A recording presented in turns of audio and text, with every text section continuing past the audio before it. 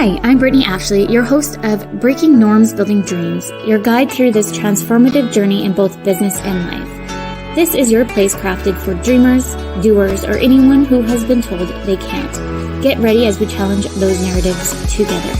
You're tuning in live to the United Public Radio Network, airing on 105.3 and 107.7 FM in New Orleans. We are streaming on all the popular platforms every Monday at 3 p.m. Eastern Standard Time. Join me for a candid and thought-provoking conversation celebrating your unique journey because you are worth it. Hello, everyone. Happy Monday. Welcome to Breaking Norms, Building Dreams. I'm your host, Brittany Ashley, and we are broadcasting live on the United Public Radio Network and the UFO Paranormal Radio Network, 105.3 and 107.7 FM in New Orleans. Get ready to escape the next hour as we break norms, build dreams with Meghan today. Thank you, Meghan, for coming. Hi, you bet. Happy to be here.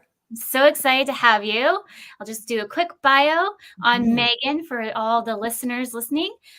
Everyone, please meet Meghan, an investor-focused business consultant with a passion for real estate and a knack for strategic growth.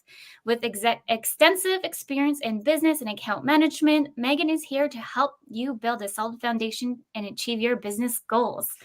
I'm so excited to have Meghan talk a bit more about what she does, her journey from corporate to what you do now, motherhood, like all the fun things, let's say, because it is fun. Absolutely. There's a lot of things. That's right. But please tell the listeners on more about who Meghan is. For sure. So I live in 𝑬𝒑𝒊𝒔𝒐𝒅𝒆, British Columbia with my family, my young kids. My husband and I left the corporate world in 2019. I had this big dream for years and years that I wanted to be a pharmaceutical sales rep, and then I wanted to sell into hospitals, and I wanted to become a medical account manager and all of these things. And so I actually went through that path and spent 12 years in medical and pharmaceutical sales, and most recently was the sales manager for a really large corporation for the province of British Columbia, and it was my absolute dream job. And when my daughter turned 2, I thought there's a bit of a tug on my heart to find something else and to seek a different dream. And I think that one of the things that I found when I was in that corporate channel is that you are always striving for the next promotion, and you're always, reaching for the next level. And when you get there, a lot of times when you actually reach that big goal, you forget to set a new one. And that's what I'd done, is I forgot to set a new goal. And so I sat back and I thought, oh, geez, so this doesn't really fit any longer. And even though I got to the goal, now what's next? Like, I'm not going to move internationally with this company. I'm not going to move to Eastern Canada, to the Ontario area. So really, what is going to be next for me? And so I started thinking of other things. Another thing that happened along the way was that I actually had urgent open heart surgery. And that, I would say, allowed me to release a lot of fear around where I thought I was going in my life. And so, 16 days from diagnosis into the operating room for this urgent open heart surgery that saved my life. And then I went on to have a healthy pregnancy with my daughter. And so those things really shift my perspective. And I think a lot of times, people say, like, what were you doing at that moment in time? Like, when you had the surgery, was this like a pivotal moment for you? Did it change the way you were living life? And I thought, no, like, I was literally living my dream. I was working my corporate job. I, newly married, a young child, and working on a family and all of those things. And so then I really realized that actually, what it did do, it allowed me to release the fear. It allowed me to release the fear around what it would look like if I didn't have that corporate job, what it would look like to actually be home with that child a little bit more. Yeah.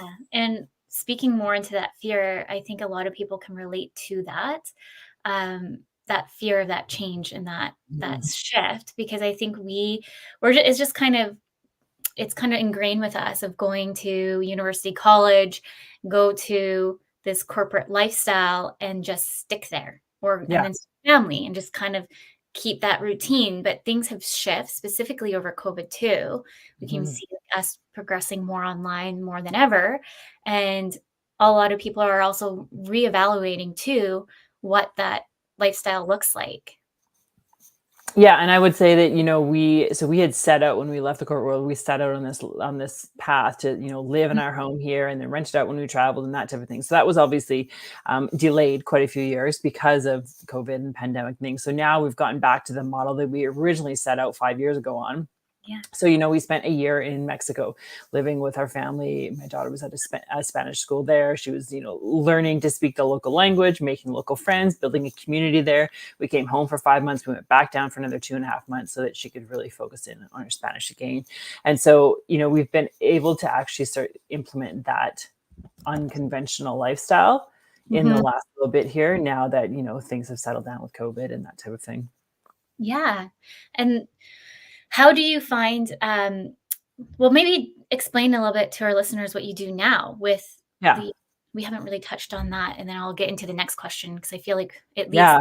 segued in there. There's a few. So I left the corporate world. I started learning how to work online. I started with affiliate marketing for a company called the 𝙈𝙚𝙘𝙃, which is a great water filtration system, hydrogen oxidized water. So I started there and I just started learning because I thought this is an entire industry that I don't know. And so I started learning how to work online. And I always knew that I was going to become a consultant at some point in time. And I consulted in multiple different industries. So right around the time that COVID happened, people kept coming to me saying, can you help me with this? And I thought, okay, I can't deny it any longer. I need to start consulting.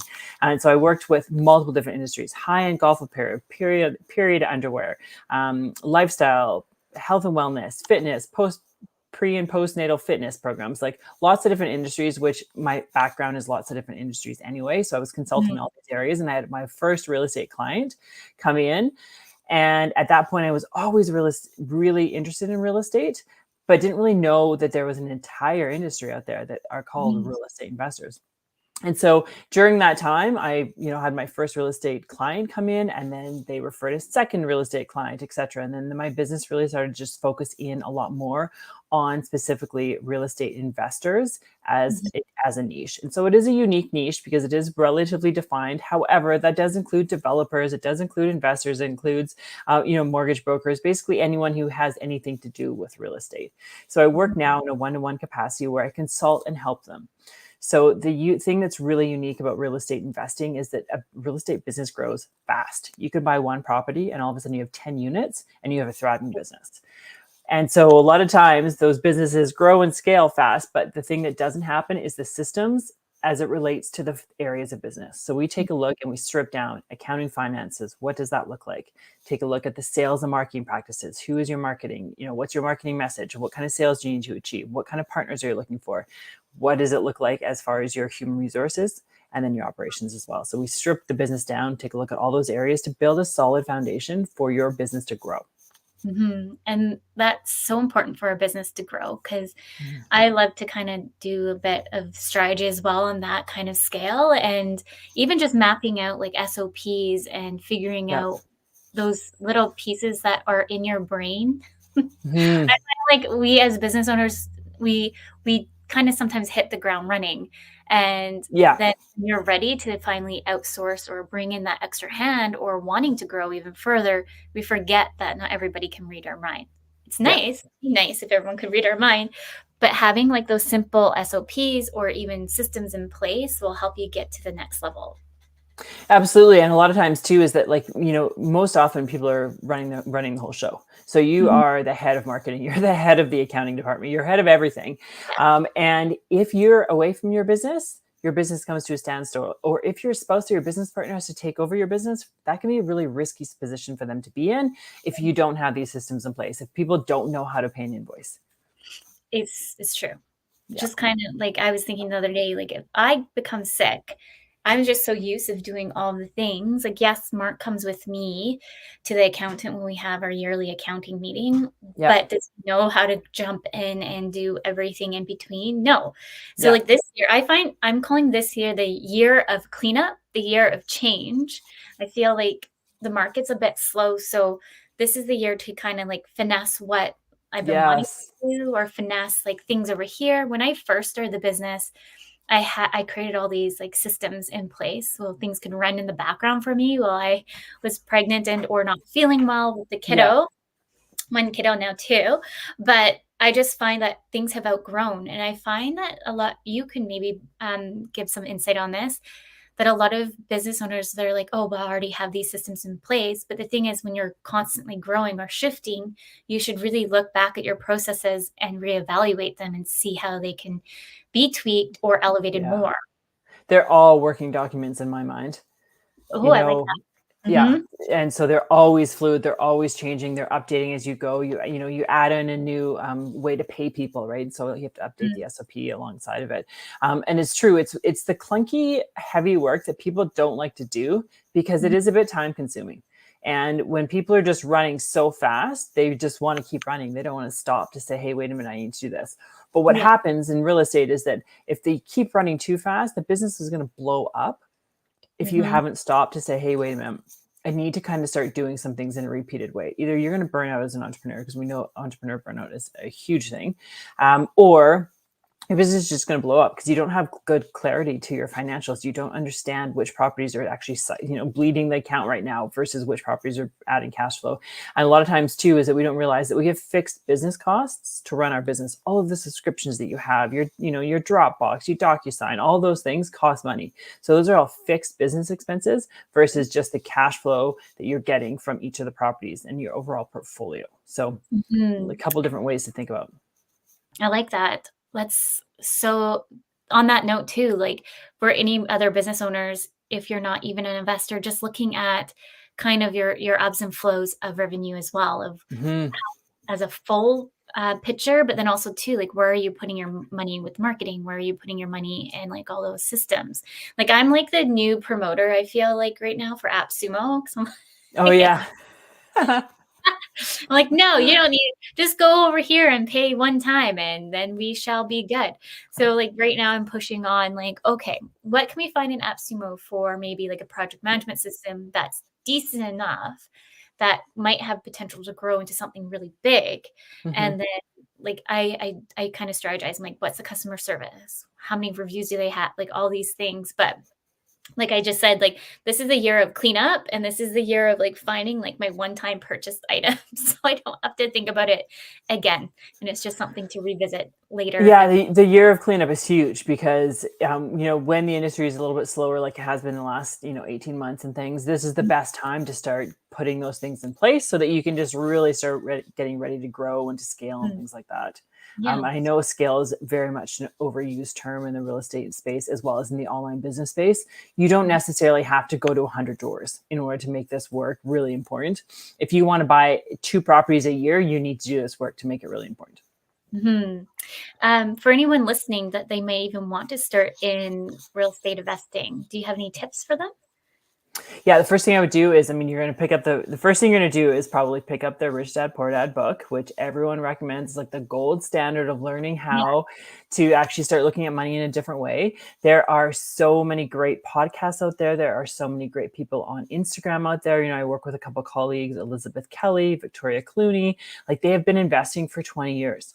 So they have a wealth of knowledge Mhm. in their back pocket. Those are Canadian real estate investors. So start learning and start understanding and then pick a strategy and start learning how to do that strategy. So when we talk strategy, we could be thinking we're going to buy a house, we're going to Mhm. repair it, and then we're going to sell it. So it's a flip. We're going to buy a house, we're going to renovate it and hopefully pull equity out. And we're hoping to burr that property. Maybe we're going to get together with a couple other people, or maybe we have some investor money that's coming in and we're going to pay a rate of return to that investor while we borrow their money to buy a house. There's lots of different things.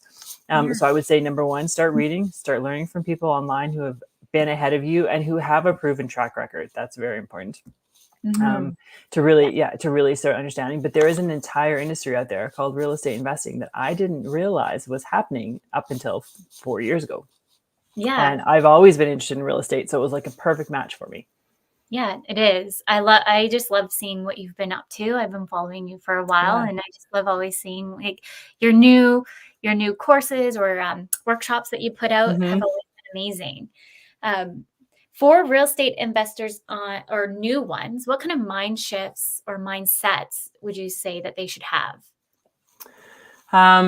The it's interesting because coming out of corporate, going from an employee to an entrepreneur, there's a big mindset shift. And so I remember very distinctly the very first program that I purchased when I started my online business, and it was a mindset course.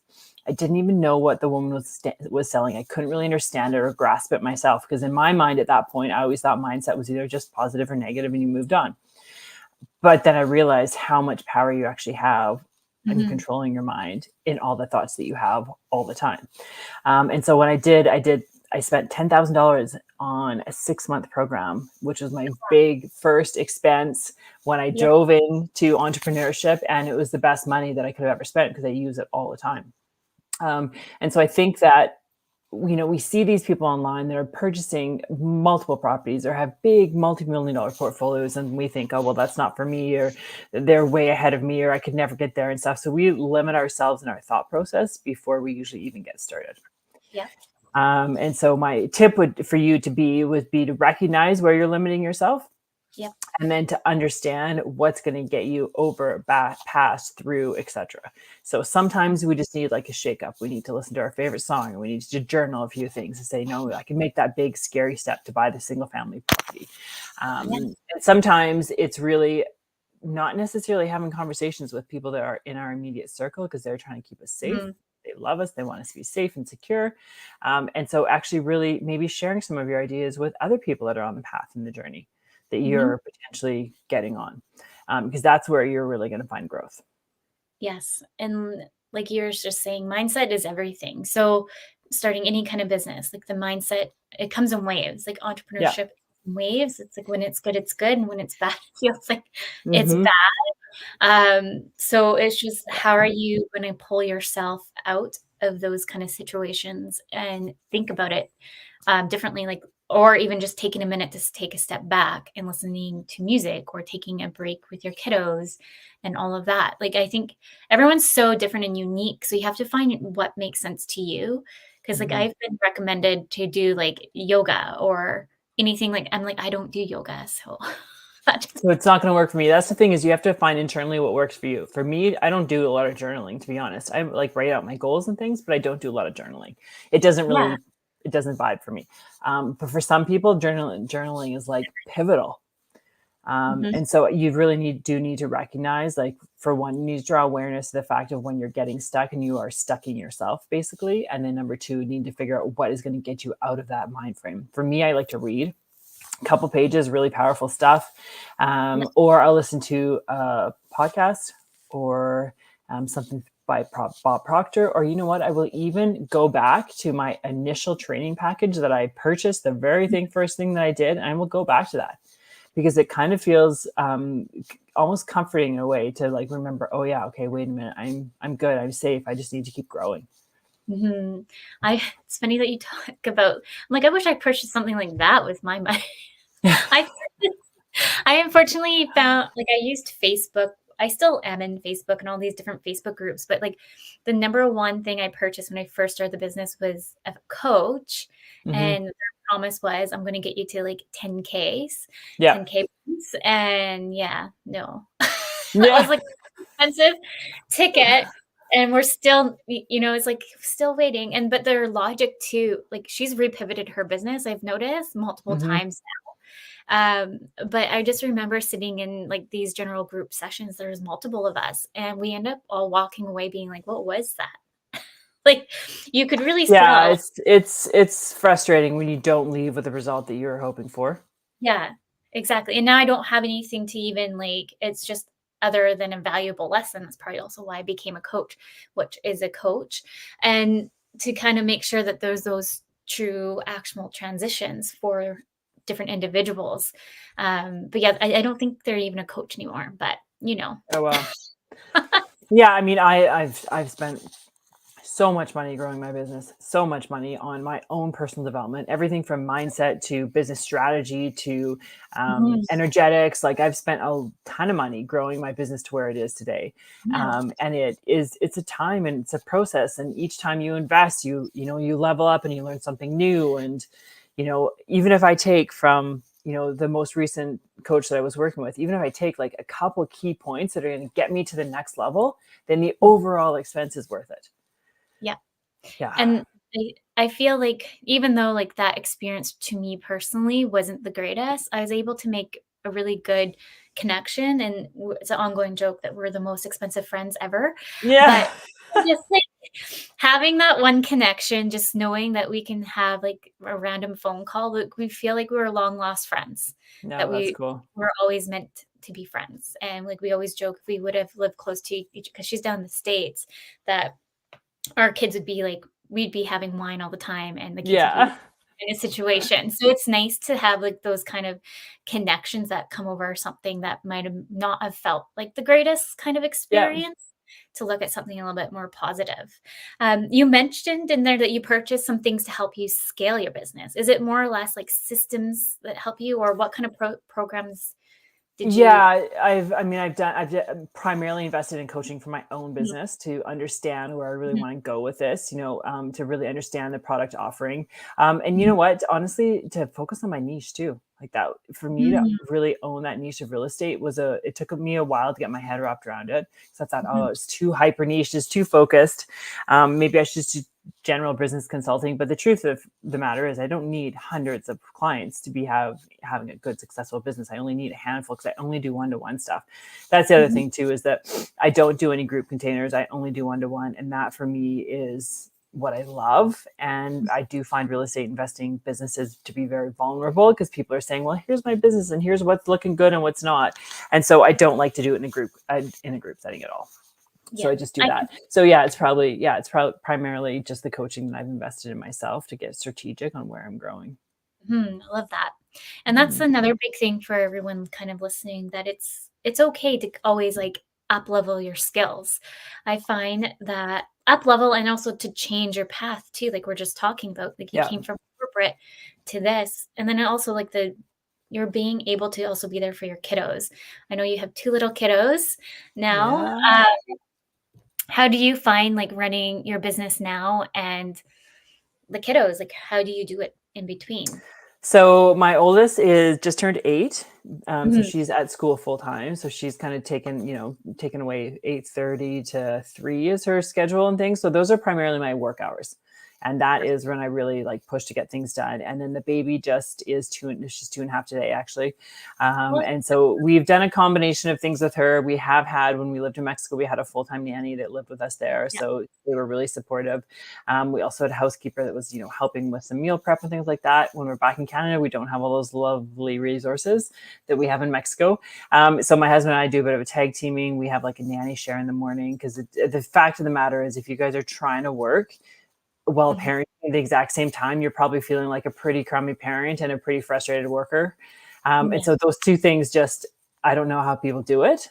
If you've got a magic sauce, I'm very happy to have happy to yeah, have access to it.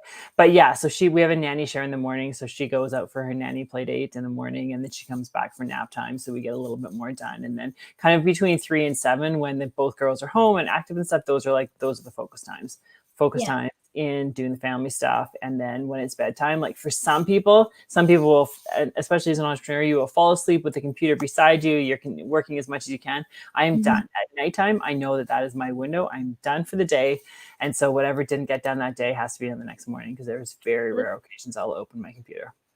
That's really good to know because, I feel like sometimes we as entrepreneurs end up pushing ourselves a bit Yeah. more, to the level of burnout, and so being Yeah. really aware of those pieces that you know that maybe, "You know what? I'm not that great at nighttime, so why should I cram everything?" Like, for me, I'm more creative at nighttime sometimes. Like, I love it if a client's like, "Britt, can you do up, like, a PDF document for me or something?" I was like, "Perfect. Mhm. I'll do it at this time," because it's, like, my brain of, like, my shutdown time in a way. Yep. Um but anything like invoice or thinking about SOPs or anything like that, like, I know it needs to be done in the morning time because my brain's not fully there or more fully there. Yeah, and it's really important to recognize, like, I always use this example as, if I walked into any of my big conferences with my last corporation things, I'd walk in and I would see the finance table, I would see Mhm, the human resources table, I would see the sales and marketing department, I would see the operational strategist, right? mhm. Everyone is very different. Yeah, Very different. Like, we're talking very different personality types. But yet, as the entrepreneur, you are wearing all of those hats. And so you need to recognize, number one, where your energy shifts are, and number two, what you're actually really good at. Because the things that you're not good at, those are going to be the first things you outsource, like the bookkeeping for a lot of people. For me, it was the marketing side of things. I have a background in marketing. I actually don't like marketing at all. I'm sales all day. Give me something to sell. I love it. But that's where I want to spend my energy. So me jumping into Canva to create nice looking documents, no go. Like it's the energetic drain for me. I don't like it. But then you have to realize like, okay, well, what things am I good at? What things am I terrible at?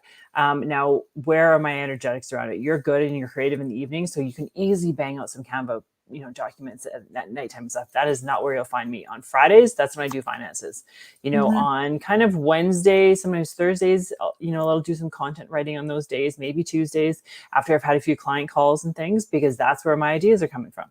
The client call, things like that. So I always recommend to take a look at your like weekly rhythm, figure out where your energy is, figure out what works best for your business and your flow, and then slot in the things you're going to do into that. I like that. Like bookkeeping, I give that to my sister-in-law who's listening. Great. Hi, Brooke. I give her like all of the stuff, and I have an accountant as well, but I really lean a lot on Brooke to give me some of those extra guiding pieces. Like I thought I wanted to be an accountant. Like, I went to school and did all these extra things thinking, yeah, I want to do this. And then I did like internship. I'm like, it's so boring here. And so I end up switching out completely, and then I end up being in tech a little bit, but like completely a different change. And that's the thing is like, I like what you're recommending there too, what your days look like. For me personally, on Fridays, I don't like to book calls. Like actually somebody just messaged me being like, I booked a call on Friday. I'm like, no, you didn't. It's out of office. What do you mean? That's my day. So locking in like at least a dedicated day or even half a day until you start building that flow a bit more, or knowing what your flow is, I think will be very helpful. We're almost actually, because before I move into the next transition, we're pretty much almost midway here. So let's just do this. For those just tuning in, you're listening to Breaking Norms, Building Dreams. We are live on the United Public Radio Network and UFO Paranormal Radio Network, 105.3 and 107.7 FM in New Orleans. My next question for you is about collaboration with investors. Maybe let's go back a little bit. For collaboration, how do you see that beneficial for you as a consultant? Yeah, I do collaborate actually with a bunch of industry leaders as well. From a number of standpoints. Number one is just, it's a great referral network because everyone is kind of again swimming in the same type pond. But number two, because there's so much synergy when you actually work with people who understand what you're talking about. And, one of our shareholders for one of our corps made a comment yesterday. He said, like when we first started, I was Googling every acronym that I could, because in real estate, there's a lot of them. And as you guys were doing the Zoom calls, I was on the offside, Googling and stuff. So it makes it really nice when you've got industry people that you can kind of bounce ideas off of, or get synergy from, or get energy from as well. That are all working towards a common goal that aren't exactly the same as yours. So it's been really good. I mean, I've been amazing relationships with people online. In fact, we're hosting an online summit coming up this September. It's going to be the third summit that this producer has done, and I'm one of the co-hosts this year. So we're really excited about that. That would have never come to fruition if it hadn't have been through Instagram, online collaboration, engaging, meeting people. All of it. You should post that information to me, and then I can at least put it within the comments for anybody listening who might want to come in. It's not open yet, but it's coming. You'll have to stay tuned. So then I can put it in there for anybody kind of listening who might be wanting to sign up. Are you still looking at prices or anything like that? Is it free, or you don't know yet? It's not free. It's a paid program. It is a paid program. We're not releasing prices and things yet, but the wait list will be open soon for the early bird. We have 20 days of early bird sales. So you can get on the early bird list. That will be ready probably in the next 10 days or so. Awesome. Yeah. So everyone's really I'll put it in the comments for everybody to kind of take a look if they're listening and interested. So make sure you see that. You can also jump over to Instagram because you'll be able to follow along with the launch over there. Yeah. Here, let me put your information over here. Let's do that too. Let's multitask over here. Switch over. There we go. Go follow Meghan on Instagram and keep a track on that. And also on LinkedIn. I know you're active over there as well. That's right. Anybody listening, keep track of all of the great things that Meghan's doing. You mentioned that you're in Mexico.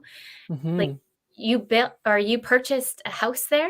Tell us more. Yeah. 'Cause Yeah. So we're doing a flip there.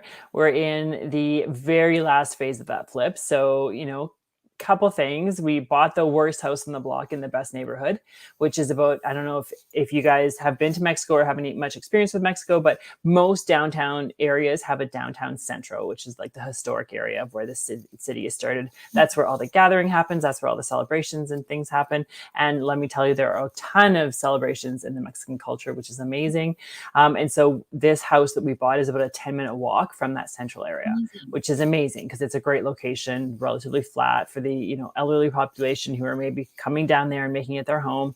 And so we bought the worst house in the block. We added an extra bedroom. So it's got 4 bedrooms, it's got 3 full baths, 2 half baths, got beautiful entertaining space downstairs, big island, open to the little backyard area. So it's looking fantastic. So we bought the house in January of 2023. And we are significantly over timeline as of now. We're about 8 months past the timeline. So we're feeling the frustration of just wanting to get this project wrapped up so that we can move on to the next one. But it's been a great experience. We had a really good contractor, great building team. We've got a really good real estate agent. So we're excited about that. And we're excited to get the project kind of wrapped up, sold, and then move on to the next one. Terry was saying where Mexico, I'm assuming? Yeah, it's in a city called Querétaro, which is Querétaro. City of about 2 million people, about 2.5 hours northwest of Mexico City. Oh, wow. Yeah, so it's inland.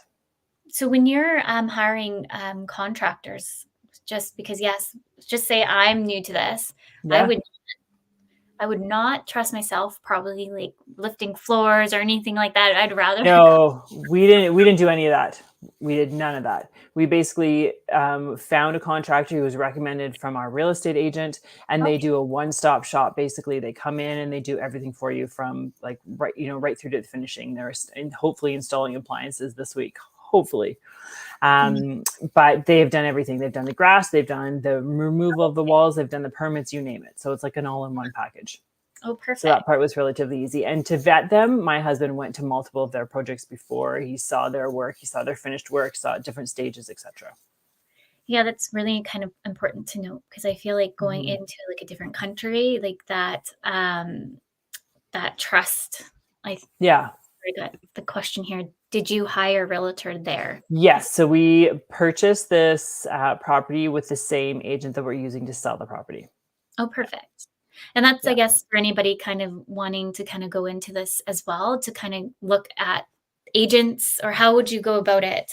Finding an agent then? Yeah, it's very different than in Canada, because in Canada we have a central database, right? We have the MLS or realtor.ca, and in the States they have Zillow, and they have lots of different other resources as well. In Mexico, there's none of that. It's basically your property will sell as fast as your real estate agent is good. So there's no central database. The only reason we even knew about this, that this place actually had another offer on it on the same time, is when we walked past that area, the sign on the exterior of the building was flipped up. And so typically when a property is for sale, there's a sign on the exterior of the building. So you can drive all around your little area looking for signs. And this sign was flipped up. So we thought, oh my gosh, I wonder if they got an offer. So we, of course, ran to the real estate agent. She said, yeah, they did get an offer. Here's what the offer is. Do you guys want to offer more? So I think we threw in an extra few $1,000s and ended up getting the product, because they'll tell you all the details, which is kind of cool. Yeah, I was going to say that doesn't work really. Yeah, So exactly. That's so funny. It's so funny, like learning how the market works in different countries. Are you hoping to then purchase again in Mexico, like once this one's totally flipped, sell it?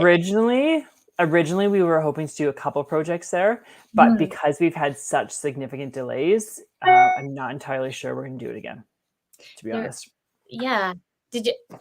I've been seeing so much on TikTok right now, actually. We've been chatting about this with a friend, because it's like Switzerland, I believe. They're trying to they're like trying to pay you to come there and flip their houses. I can't remember how much. And I'm like, interesting. Oh, wow. And then there's where, Spain, maybe? Oh, yeah. Because the older population is unfortunately dying off, and then the younger ones just want to go off. So they can't sustain what's there. And so they're wanting to sell these homes for really cheap. And at the end of the day, you just have to renovate within the the time frame. And Interesting. like 3 years or 4 years when you have to reno it. Yeah. You can sell it or keep it for yourselves. I'm like, interesting. Like, Yeah, I mean, we're forever looking at real estate all over the world, so we're definitely interested. I'll have to look into some of those programs, but definitely interested in doing projects in other areas too, and diversifying yeah, within the industry. I'll send you the information. I'll find you some of this stuff because I thought it was just interesting. Now my TikTok's just getting blown up with all these things. It's probably trying to tell me to move.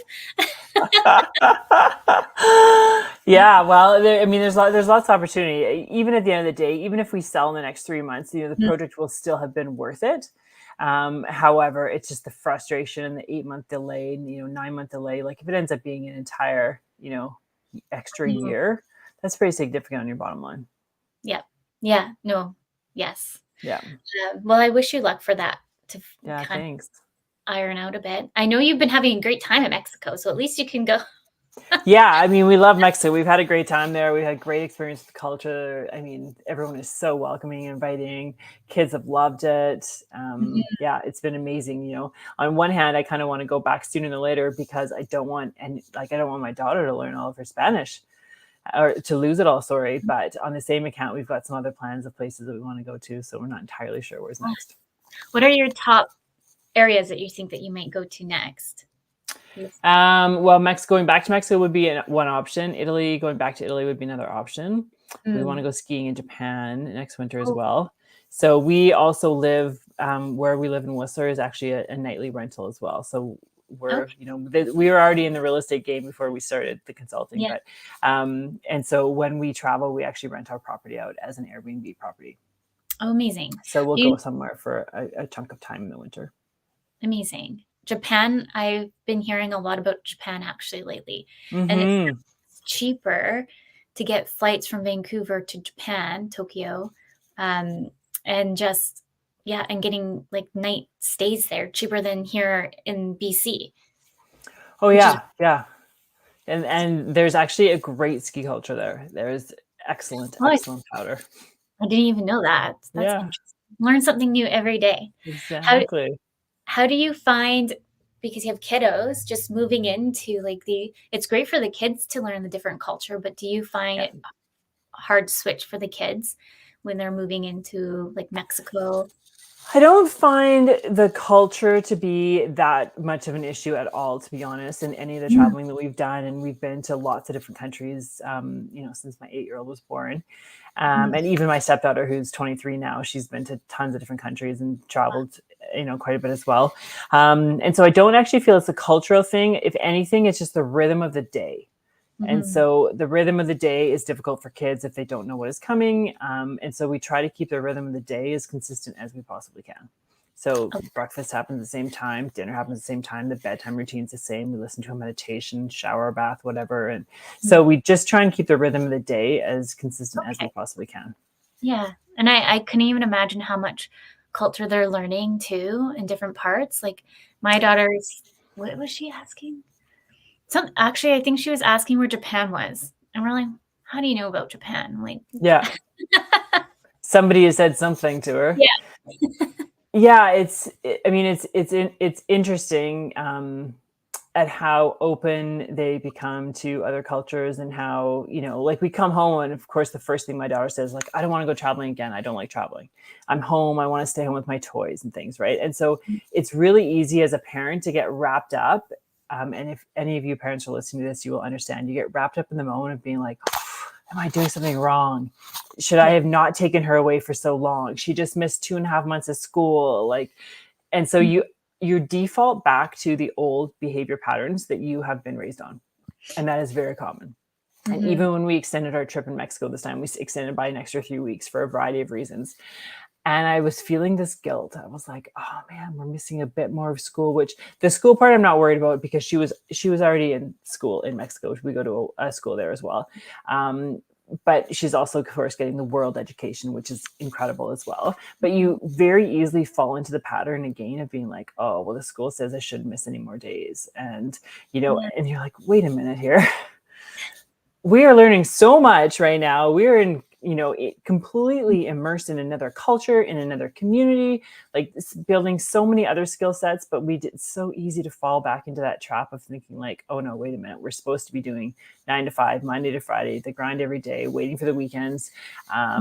And you should feel guilty if you take your kids out of school, and you should feel guilty if they want to stay home with their toys. And it's that part is a mindset shift and that part is mindset work that you do all the time. I definitely can see that. And unfortunately, just the people are surrounding you too could have what those says. And so having like that strong mindset of like, that you're putting forward, like they're still learning. If anything, oh my gosh, yeah, tons more in the real world.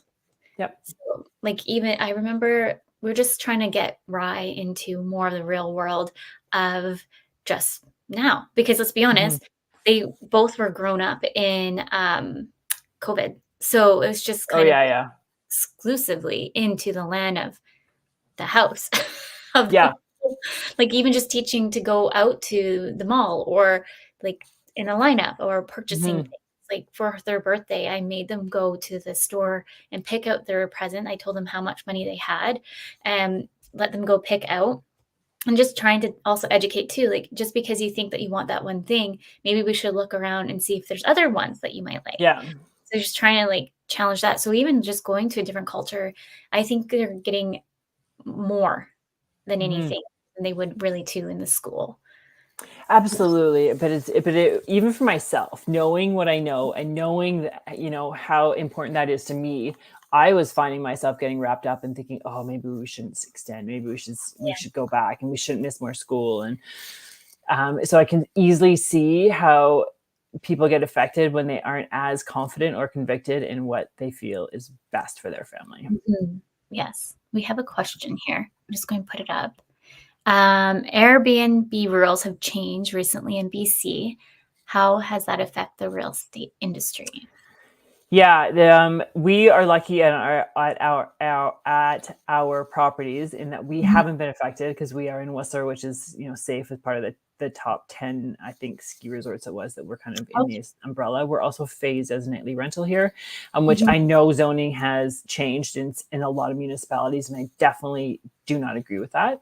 And then our other location is on Vancouver Island, and it's in a small population, so significantly less than 10,000 people. So we have not been affected.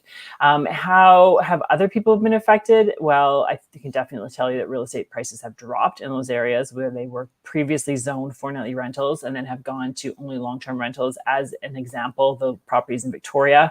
I also know that there has been a saturation of product on the market because a lot of people have been forced to sell or start to list. So I have actually heard stories in Victoria of up to 67 units in one property going for sale because the strategy has changed and they can't do that Airbnb any longer. So it's not serving them. So what is that going to do? That's just going to drive your price down and you're therefore losing money directly out of your pocket. And then, of course, there is the new capital gains coming into effect at the end of June as well. So that has also, and we're actually seeing that here in Whistler as well. There are actually definitely some secondary homes right now that are on the market for very good prices because they're trying to avoid that capital gains. So it's definitely affecting. Yeah. Do you have any recommendations for anybody listening for if they are like in the Airbnb or anything like that? Because I know you're in Whistler, so it sounds like it's a bit different. Yeah, I mean, I will give you my suggestions, but I will also preface to say that I am not a real estate coach. I am a business consultant for real estate investors. So I will never tell clients or customers when to buy, sell, or hold a property. That is my disclaimer. I will help you understand your business so that you have a better idea as to when you need to buy, sell, or hold your property. As far as the properties go, when I run my own portfolio, I always look for an option A, B, or C. And so typically when I buy a property, I will know that A is my Airbnb. My hope is that I get a short-term rental in there. My B would probably be a midterm rental if it's close to a location of a hospital or a new building site, construction zone. Is there an area that we could potentially do a midterm rental? And then my option C would be to have a long-term rental in there. And if all of those, if that one property checked the boxes and cash flowed on all of those three strategies, and I'd say, yeah, it's something that I would absolutely go for. But I definitely think that people are having to pivot right now. There is some interesting things coming up. There are some people that are, trying new strategies and things, which is great. I recognize the impact that Airbnb has on the local housing issues, but I also recognize the impact that it has on people who have purchased it as a business model. So yeah, it's pretty hard. Definitely interesting times that we're in right now. Mm-hmm. Well, I was just looking at one of these questions that I did have noted down about adapting to a market of change. In general, we're getting blown up with comments. So I started reading my question over here, and then That's okay. Terry said, "What's a midterm rental?" Midterm rental would be someone who's coming into a contract. Maybe they're coming into a local medical hospital or in a community, and they're coming in for anywhere from 3 to 6 months, and they are looking for something that's completely furnished and turnkey. That would be a midterm rental. Okay. Yeah, I know that there's so much going on. Like, this is not my realm to go in and invest or anything like that. But I know, just listening I've been watching things that you've been doing and just in behind the scenes, that it's definitely interesting times that we're in. Do you recommend to clients or anybody because we're kind of slow right now, do you recommend anything else that they can do other than fixing their systems? What other things could they do with adapt and change? Yeah, I mean, I'm not going to make recommendations again, but what I see happening in the market is people are going to the United States. Hands down, people are moving to the US to take their investing down there, without a doubt. People are also looking at bigger projects right now, taking a look at the housing crisis that we have. How can we, a lot of people are transitioning to multifamily, a very big buzzword in the industry right now. How can you make one purchase and gain 30 doors, or one purchase and gain 15 doors instead of one purchase having one door? And when you talk about doors, that is the amount of units that you have available for rent within that property. So yeah, people are definitely switching strategies. A lot of people are liquidating, so they become more stable. So lots of different things are happening.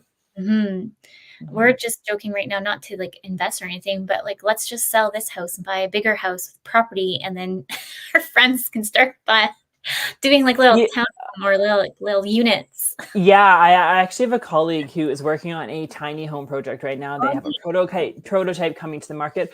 I mean, I've said this before too, and people laugh at me when I say this, but I want to bring back the mobile home parks and make those classy and nice and affordable for people. And there's, I definitely think that there has got to be other ways of housing in an affordable way that we haven't done yet.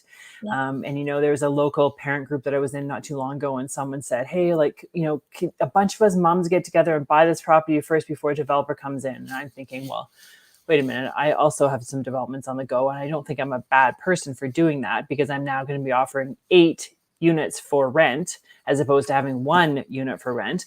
But for them to go ahead on a group buy, it was like something foreign, but in actual fact, it happens quite often. Right? Like our property on the island, we've got 4 families that own it. And I think it's a great idea. And I think that there's a lot of creative things that can be done that haven't been done yet. So people are scared of them. I think we're not, in our society, it's not really normalized in a way for us to do that in a way, but it's slowly coming more into the works, because unfortunately the cost of just a single family home is not really affordable for those family members, right? So looking into, our good friend lives out in Alberta, and he keeps asking us to move out there and just let's purchase a big mansion over there, and then we'll be fine. And it's well, then it's Alberta. But I've lived in Alberta, so I can say that I don't necessarily feel the need to go back to Alberta, but I also invest in Alberta. And I'm happy to invest there, because it's booming, it's growing, it's affordable. Yes. I've been all about looking into Okotoks. Okotoks is actually really nice. Is it? I'm maybe because it's really fun to say. Yeah. Just because I like the way that it looks on paper. That's why we're going to move there.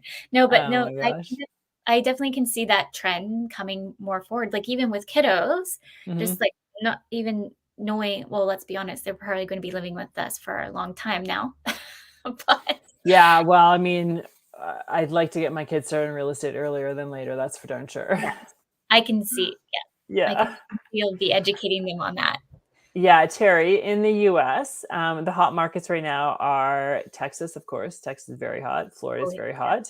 hot. Ohio is quite good right now. We have also looked just into Washington, Bellingham, Blaine area, because that's location that's relatively close to us. So there's lots of areas that are doing really well right now, I would say. And of course, in Canada, you are far-fetched if you are buying something. I mean, there are some places, of course, like New Brunswick and things like that, where you can get things that are much more affordable. But, in BC, anything that starts with a 4 is basically non-existent. So, so it's just the affordability factor is huge. Mm-hmm. Mm-hmm. I'm not surprised about Texas. I feel like Texas is always, it's Texas. I don't know. It always seems like it's always on the up and up. Yeah. I mean, there's lots of growth there too. Yeah. Good pricing. And we're just looking at the time here. Do you have any kind of last recommendations for anyone listening on kind of going into this realm that maybe we didn't touch on, or last minute thoughts on? Yeah, I'll touch on a couple things. The first thing I will say is that if you have an idea, a thought, a vision of something on your mind, it doesn't have to be real estate focused. Something on your mind, like you want to start a business, you want to go after a job, you want a different career, you want to get a promotion, like anything that is on your mind, you have that power to achieve it. And a lot of times we discount ourselves and we take away our own power because we think, oh no, it's not for me, or I can't do it, or it's too ambitious. But I encourage you to go after what it is that you are truly dreaming of, because there is nothing standing in the way of your success except for your own self. And so that is my first message, is to really figure out what it feels like to be uncomfortable, embrace it, nurture it, and then just go for it. The next thing I will say is that, some of the biggest investment you can make is, of course, in yourself. And when you take a look at the entrepreneur versus the employee, as an employee, I always thought that my company was responsible for my personal development and growth. And when I took that leap of faith into the entrepreneurship world and realized that I was actually in charge of my own education, personal development, and growth, that's when you really start to feel the power of the decisions that you make. And so I would encourage you as well to say, hey, wait a minute, like, it's really not my company's job to invest in me. It's my job to invest in me if I'm looking for something greater. And then, of course, the third thing I'm going to say is, if you don't know real estate, or you haven't started in real estate, or you are interested in real estate, start learning, start reading the books, start with the podcast. I would be in a very different position if I knew about this industry 15 years ago. And gosh, I wish I did, because I've always loved real estate. Like, I did this typical get to 4 properties, you max out on everything, I don't know where to go next. So I sold some properties off to make some other strategic decisions. And so now I'm kind of at a position where my consulting business on one side, but our real estate portfolio is what we're growing on the other side. And that's really exciting, because I feel like I've been waiting for this opportunity to grow that portfolio for the last 15 years. Yeah. So that part's awesome. So yeah, those are my 3 things. I mean, great things. We'll rewatch this multiple times and take notes. I wish I would have gotten more involved too into all of this. I'm not going to lie. My stepdad did construction. And so I've always kind of had, I think, the passion, and that, because we work sometimes with real estate agents too. And I love working with agents on strategizing different things, or knowing what the market's doing at a high level. Like, I find it so fascinating. So maybe I'll pick your brain more. Yeah, I mean, like I said, I'm super passionate about the industry. I love the industry. I love what we're doing. I can honestly say I spent the last 2.5, 3 years just learning about the industry itself, nothing to do with consulting, but learning about the industry itself. And so this year we're poised for some pretty good growth. We've got 2 development projects on the go. I've got another corporation where we have a group of buyers. I've started to learn how to raise my own private equity, or to do private borrowing and things. And so there's a lot of things that you learn along the way. So you don't have to necessarily jump to multiple different things. Just start with one. Just start with one property, one idea, one investor. Like, just get an idea off the ground and really start to embrace and see what's possible for yourself. Yes. Love it. Well, everybody, thank you for listening. We're almost at the top of the hour. So thank you for Terry for all your questions, everyone at the United Public Radio Network and the UFO Paranormal Radio Network.